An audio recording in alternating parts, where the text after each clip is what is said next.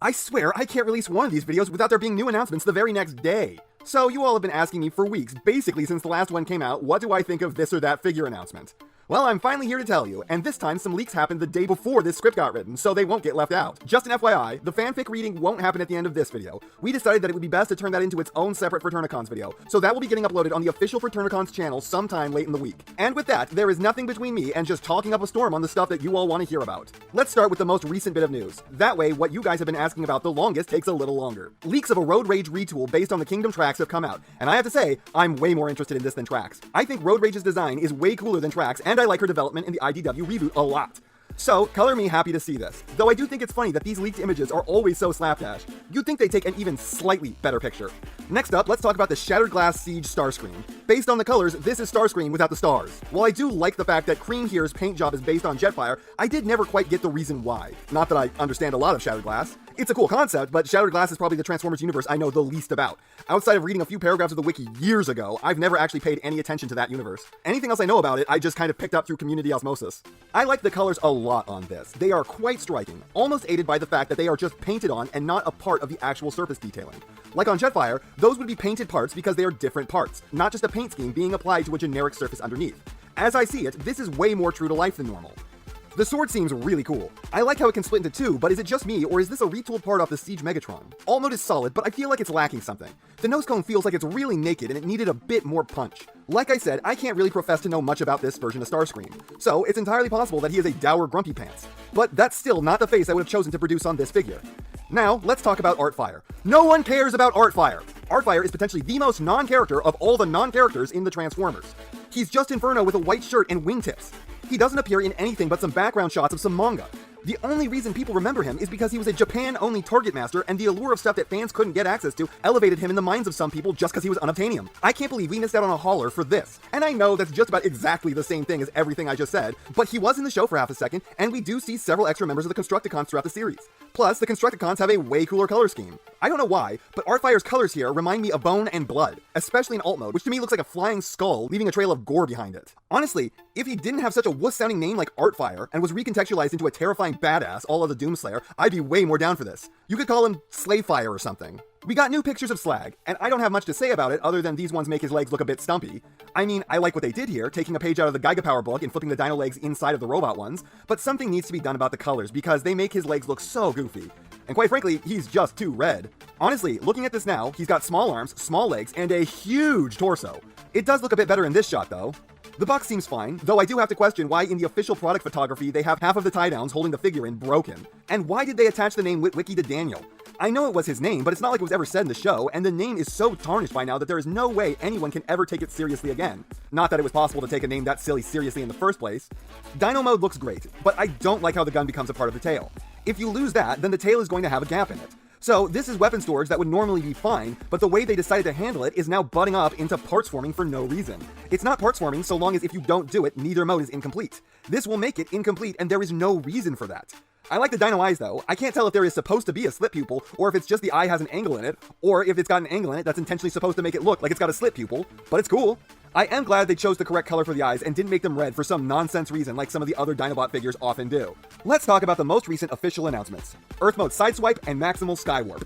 I guess they went with that name because they didn't want to make the package say Silverbolt, no not that one. Though I suppose it's barely different than Inferno and the name is still a pointless confusion.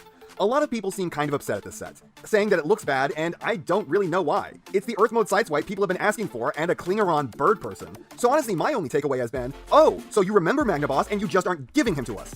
I do have to say, I told you so to everyone who claimed that we couldn't get toy-only characters because Hasbro was just doing Season 1.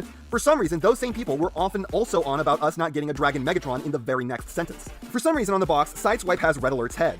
I guess it's obvious who's not been announced yet. There is something really pleasing about Sideswipe's much punchier colors here, and the white waist does help make the back flaps feel less like his true waist.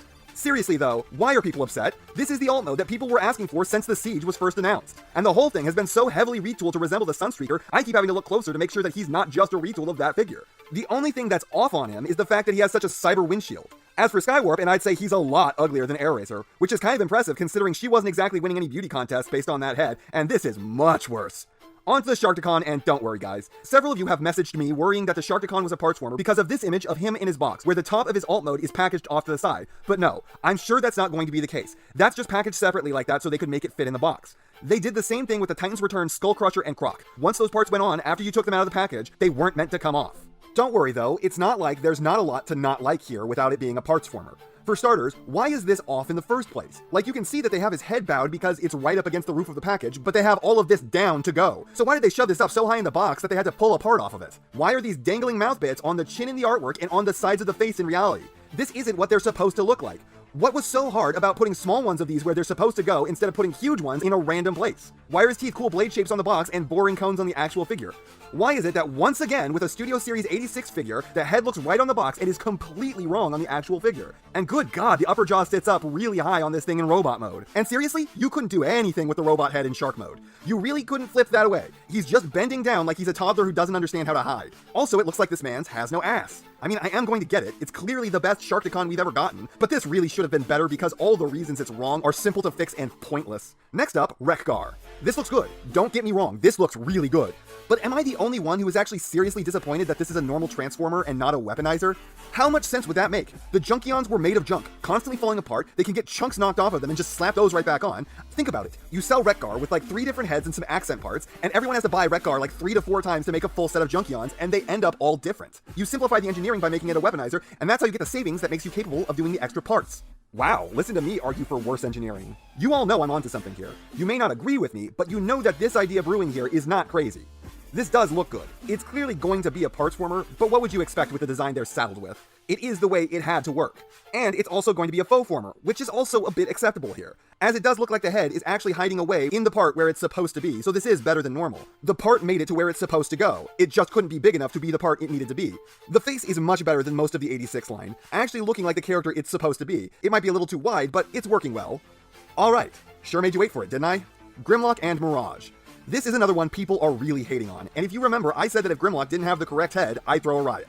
Well, I don't know how to feel about this because this isn't the head I was talking about, and yet at the same time, it's still also kind of the correct head. I got that monkey's paw going on here, where I wasn't specific enough in my demands.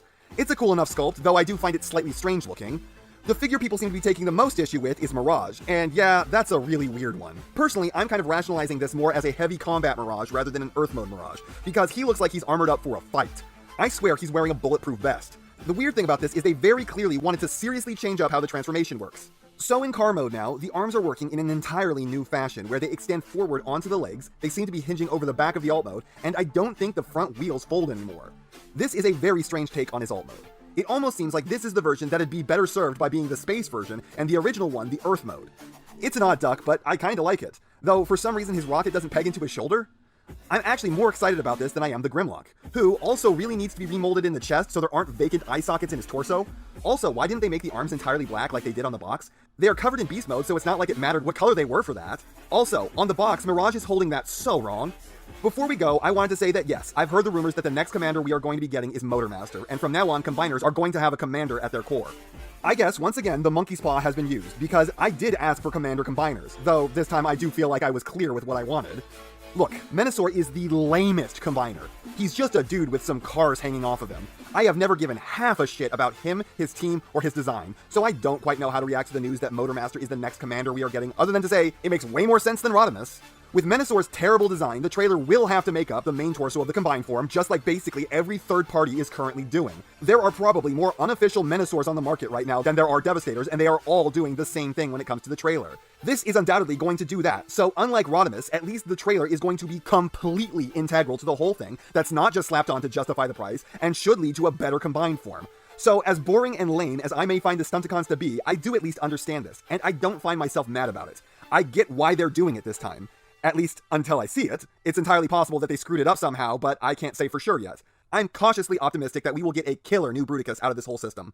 And that's not half of what I have to say, but it's enough of what I have to say. And I know, you know, what everyone else tells you to do at the end of these videos. So, if you liked what you saw here, please do that. And if you'd like to take it a step further, then please, share this video with any friend you think may be interested. I hope you all enjoyed listening to me waste your time.